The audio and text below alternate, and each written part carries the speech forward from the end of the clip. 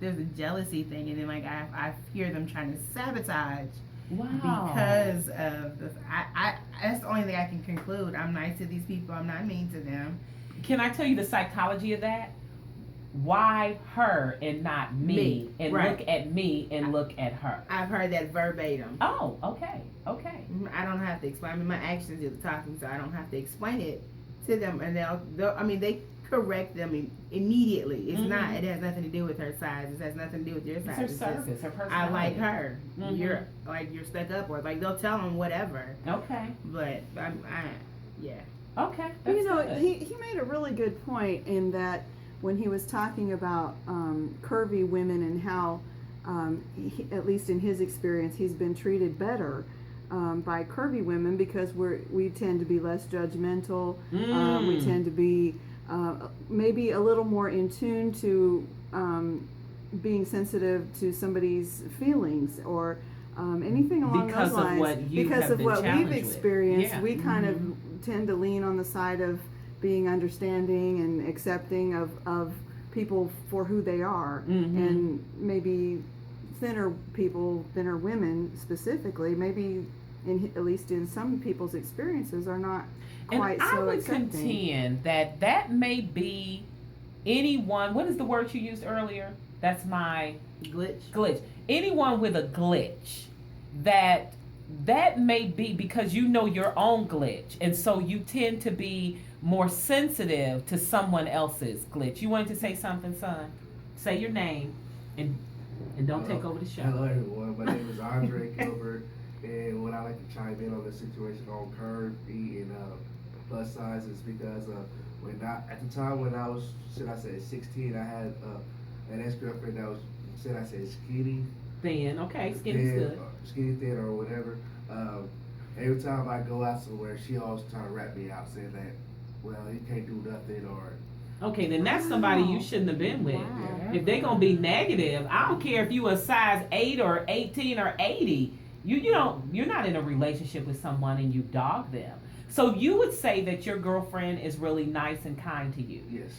Now I'm gonna ask you a question. Do you think that's because she's curvy, or that's just because that's who she is, just a nice, kind person? It's just because who she is. Okay. And on top of that is that we've been through it for a whole 5 years. So okay. The strong love that binds us was the reason. Okay, excellent. Awesome. So anyone else on how that looks?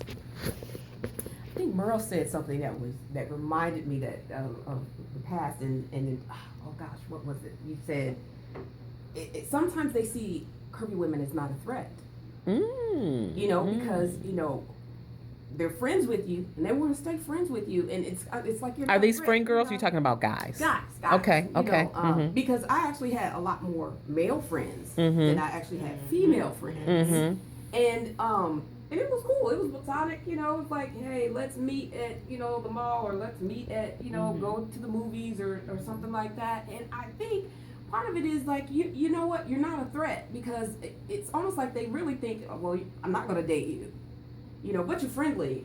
So, so let's, hang around each other. And what Merle also said was about settling, that they think you're supposed to settle. Yeah. And put up with foolishness. Oh, exactly. And then, you know what? I did run into a guy that was like a fetish. Yeah, kind of like a fat fetish, and that was creepy. Very creepy. Yeah, I had one who was feet fetish. I'm like, back up, dude. Well, it was just really strange, and so I kind of disappeared from that situation really quickly. But you know what? I felt like, they gravitated toward me because I was friendly. I never wanted anything from them, because sometimes in my own mind, honestly, I used to think, you wouldn't date me anyway, so let's just be friends. Okay. And so when you feel that, or if they felt that, and then we end up being friends and stuff, I ended up having a lot of guy friends, around me. And now your hubby, you guys have been married how long? 16 years. 16 years. 16 years. So clearly, Brother Patrick, shout out to Brother Patrick. This is my dude. So clearly, it's your personality, but the truth is, men are physical. Men are physical beings, and so their eyes tell them what they want before their emotions. So if a man is attracted to you, what he sees is what he likes. Right. And so he wants what he sees. Yeah. So that process of becoming, you were already comfortable when you met him, obviously. Yeah, I was very comfortable when I met him. It was just a shock. I think it was the first time a guy had ever come at me so hard, you know, and I was thinking something's wrong with him, you know, or I just knew something was wrong with him mentally. I mean, I came to that conclusion because it was sad that I came to that conclusion, but I was thinking, why would he like me? Yeah, there it is. You know, because there was a part of me that I probably didn't accept, you know, and so I'm thinking, but what does he really want? You know, you start kind of questioning their motives based on your insecurities. Okay. You know? And I think all women do that to some degree. Yeah. Depending on what it is that their challenge is. Well, see, and I just turned 50 a couple of weeks ago. Woo, woo. Woo-hoo. And I'm going to be real honest here. I can't remember the last time I had a date. I mean, it has been that long since I've actually been asked out to go on a date. But I am busy in the ministry. I am busy doing the things that I love my job. I love working for the ministry and supporting my pastor. I'm busy doing doing me, as people say. Now, I'm going to ask: Are you an equal opportunity dater? Absolutely, So absolutely. you're open to And chocolate, I don't vanilla. know. Yeah, She would date the rainbow. Girl, please. Jose. You know, but I'm just not in my mind anymore. I'm not even concerned about it.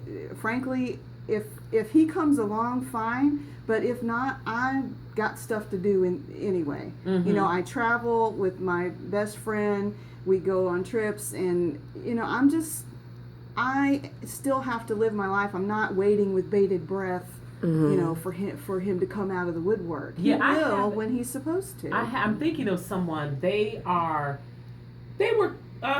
you know, in their health, they were maybe a size 8 or something like that, and they happened to marry a Caucasian gentleman. And since they've been married, they've continuously lost weight, choosing to lose weight. And I remember telling them, if that Caucasian brother wanted whatever you define as thin, because a lot of times, you know, we may think that Caucasian women tend to be thinner. His, you know, just the makeup of an African American woman's body just tends to be more curvy, not even so much about being overweight, it's just more curvy. And I said, if he wanted to marry a size 3, he would have married a size 3. But you're looking at his family, who is blonde or whatever they are, with, you know, very thin, and you keep trying to fit in some. If that now this is 3-4 kids later.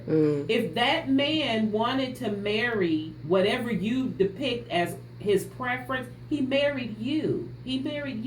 And I just contend, as we've already said, there is a man, as Patrick has proven, and our producer over there running the board has proven, there is a man for every size woman. But we have to, I think, be open to that. And what Tracy said was being comfortable with ourselves, because to some degree there's going to always be an insecurity. Let me help everybody. Draw near to the mic. Men are insecure too. They have their own insecurities that we have to speak into and build up. And so we're all, what's your word? Glitch. We all have glitches. I love that. We're going to use that. We're going to post that, Tracy. That's the truth. We all have glitches. So when we come back from this break, I want us to talk a little bit about how do I want to say this, Holy Spirit? You just said it, about what you do to keep your life full, to keep your life busy, to not focus on. So now we're probably going to be talking more to single women who are curvy. How do you live that life of being fulfilled until he comes?